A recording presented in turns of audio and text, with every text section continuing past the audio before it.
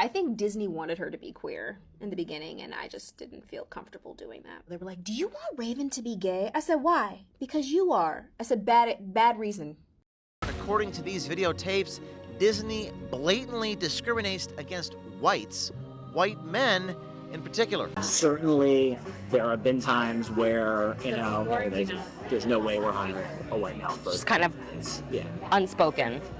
There are times when it's spoken, but how would they say it? There's no way we're hiring a white male person. In 2019, Disney started a Stories Matter initiative.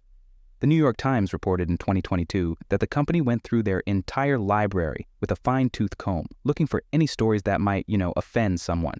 So, who were the first victims of this initiative? Tinkerbell and Ursula. Yeah, a tiny fairy and a fictional octopus lady were apparently too much for the modern audience to handle.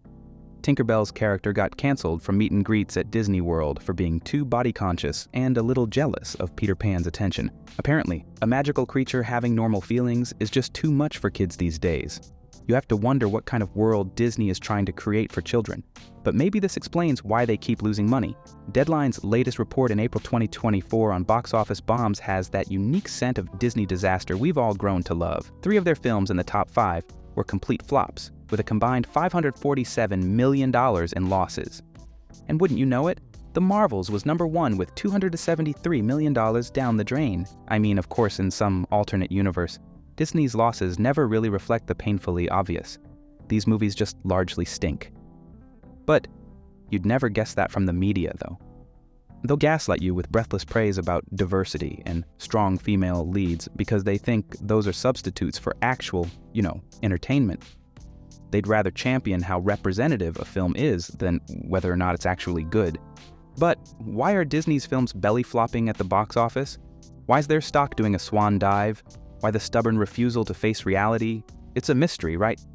Or maybe audiences are sick of the progressive messaging. Billionaire Nelson Peltz got a lot of backlash when he said in an FT interview, "People go to watch a movie or a show to be entertained.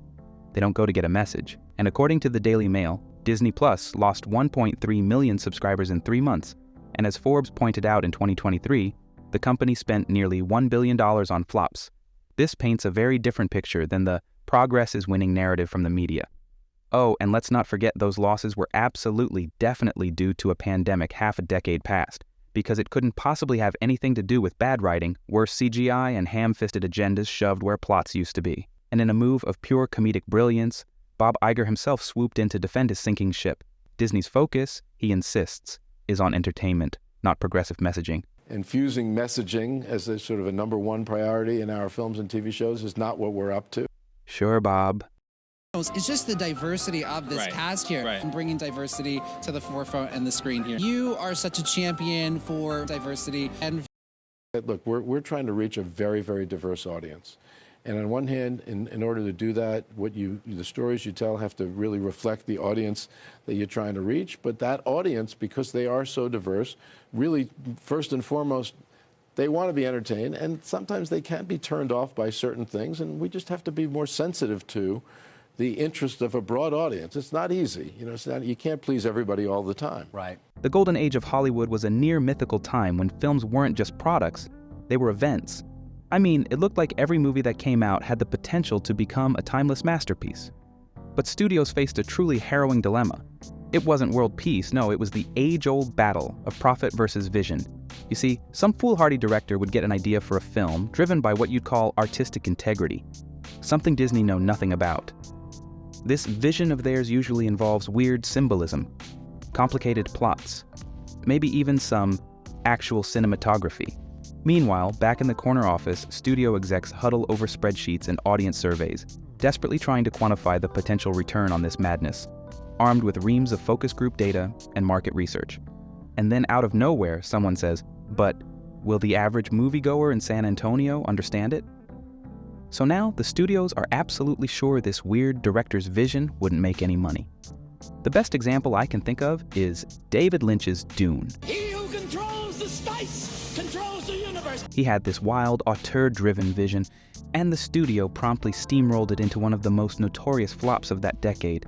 It did get a cult following later, but that's beside the point. But Lynch denounced the final product so thoroughly, he might as well have set fire to the screen.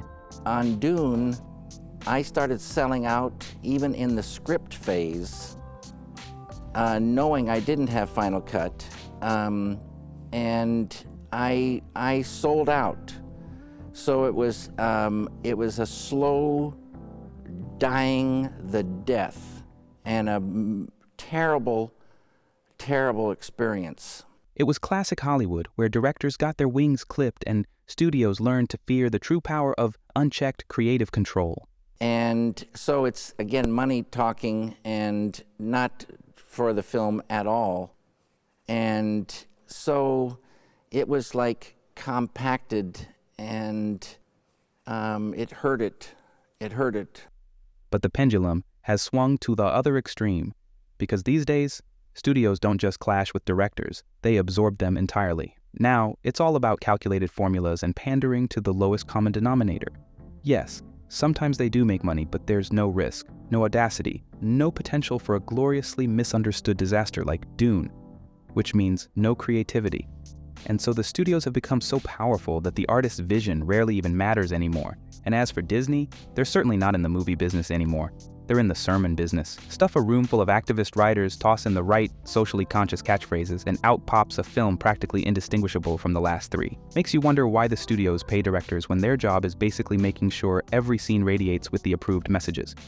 Unless Disney's idea of directing is knowing the precise shade of corporate-approved blue to paint that CGI sky. Art? What's that? Does it fit neatly into a lunchbox or a theme park ride? Subtlety? Nuance? Those are dirty words in the boardroom. Raven Baxter never exhibited any type of sexual identity situation in the priors. I'm not being myself on this show. I'm being a character. Raven Baxter's not gay.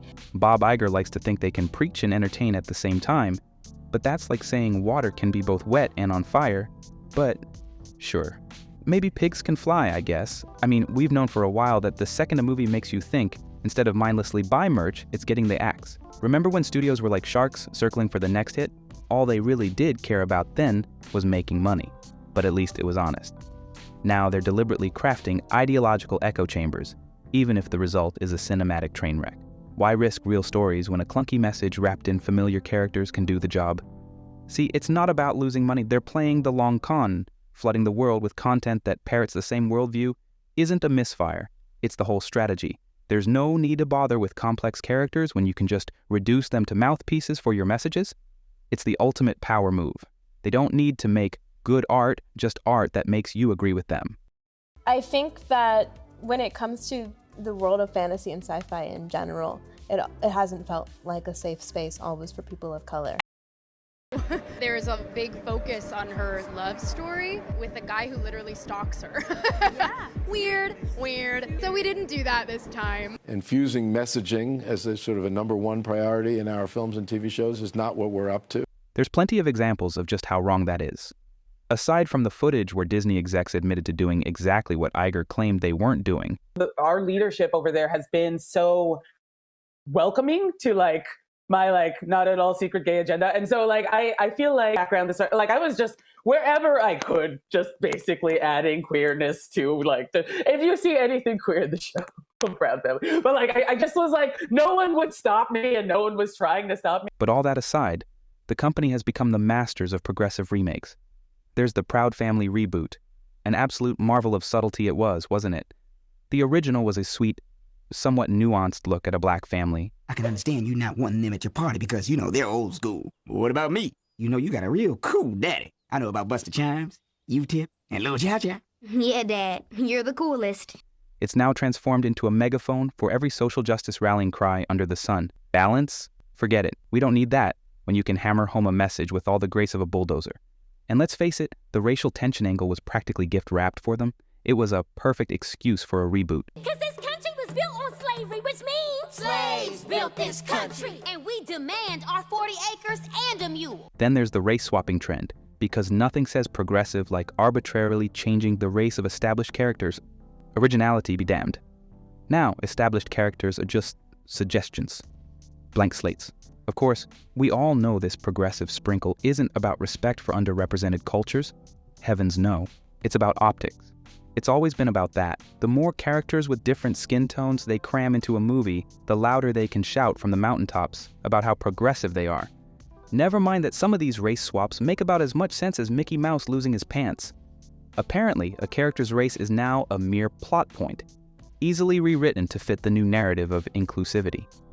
And then there's their newfound obsession with shoehorning female superheroes into every crevice of their cinematic universe, regardless of whether it makes narrative sense. She-Hulk was just a show giving feminist lectures disguised as entertainment, taking priority over, the whole superhero thing. The triggers are anger and fear. Those are like the baseline of any woman just existing.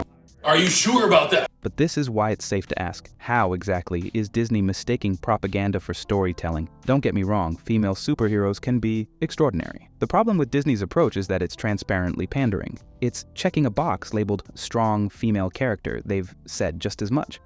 And of course, there's the relentless crusade to update every beloved classic for the sake of modern values. Because the idea that older works could hold timeless appeal is apparently anathema to them. Prioritizing diversity and messaging over quality storytelling, it's not a bug, it's a feature. I vaguely remember when stories dared to exist on their own artistic merit. Disney sure doesn't. I have to pretend like, oh God, well, crazy that we're in front of this. Iger also had some thoughts about how people use the word woke. I think, look, the term woke is thrown around rather liberally, no pun intended in that regard. I think a lot of people don't even understand really what it means. The word always rubbed me the wrong way. A sort of linguistic shorthand for self-righteousness. Less like a genuine call for awareness and more like a smug badge of self-appointed enlightenment, especially when it flew freely from the banners of the most zealous corners of liberals, even when it was wielded with genuine, if occasionally misguided idealism. These days, it's mostly become a weapon to silence anyone who dares question whether society's headlong plunge into hyper-progressivism might, just might, have a few bumps along the way. The mere suggestion of a progressive viewpoint can make a show or film seem suspect from the get-go. We've become so jaded, so trained to identify woke tropes that we suspect every story might just be a Trojan horse for a lecture on identity politics, a thinly veiled manifesto for some radical social justice movement. Disney, in particular, seems to have lost the benefit of the doubt. Audiences practically sharpen their sarcastic pitchforks with each new release, anticipating some cringe-inducing moment of forced messaging. It's a weird twist if you think about it, considering their whole image was built on a foundation of princesses and talking animals. People like Bob Iger might pretend not to understand the whole phenomenon, but I'm pretty sure they understand why people have a problem with it, and it's pretty simple. Social justice themes and identity politics have become an overbearing, unsubtle force in the media, and it's painfully, and I mean painfully, obvious. Anyone who's consumed even a drop of pop culture can identify all the telltale signs, the clumsy dialogue, or the transparent attempts at representation that sacrifice storytelling for agenda. It's really not advanced quantum mechanics, is it? What we do know is that audiences are beyond fed up with entertainment that feels like a DEI workshop disguised as a movie or TV show. I guess you could nitpick whether their complaints are justified, but to brush them all off as misuse of a word is a pathetic attempt to dodge the real problem. And how did Disney continue to address this? Well, they always fall back to the playbook, and it's worked out pretty well for them in recent years. But it's become as predictable as one of their recycled plots. Deflect any criticism? Check. Blame the fans for not appreciating their genius? Done. Then sit back and act mystified when their audience dwindles and the money dries up.